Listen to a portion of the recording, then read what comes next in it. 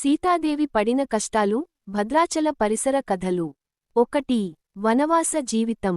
శ్రీరాముడు, సీతాదేవి, లక్ష్మణుడు వనవాసానికి వెళ్లిన సమయంలో కొన్ని సంవత్సరాలు దండకారణ్యంలో గడిపారు.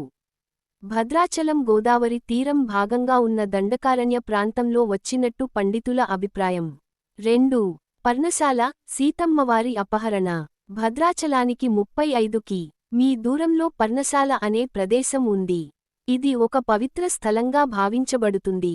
ఇక్కడే సీతమ్మవారు కమలాలను పుట్ట గోదావరి నదిలో తేవడానికి వెళ్లారు. అదే సమయంలో రావణుడు మారీచుడిని మాయామృగంగా మార్పిడి చేసి రాముని ఆకర్షించాడు. రాముడు మరియు లక్ష్మణుడు సీతమ్మను ఒంటరిగా వదిలి వెళ్లిన సమయంలో రావణుడు వచ్చి ఆమెను అపహరించాడు. ఈ ఘటనలో సీతమ్మవారు తీవ్ర కష్టాలు ఎదుర్కొన్నారు. ఒంటరిగా అడవిలో ఉండటం, రావణుడి చేతుల్లోకి పోవడం, అశోకవనంలో లంకలో బంధించబడడం. 3. సీతమ్మవారి మనోభావాలు. ఈ కష్టకాలంలో సీతాదేవి భయంతో, ఆశతో, భర్తపై నమ్మకంతో, తన చాస్టిటీ, పవిత్రత ను కాపాడుకుంటూ ఉండటం ఎంతో మహత్యంగా పరిగణించబడుతుంది.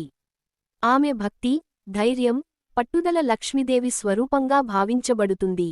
4. భద్రాచలం ప్రాంతంలో గుర్తించబడిన కొన్ని ప్రత్యేక స్థలాలు.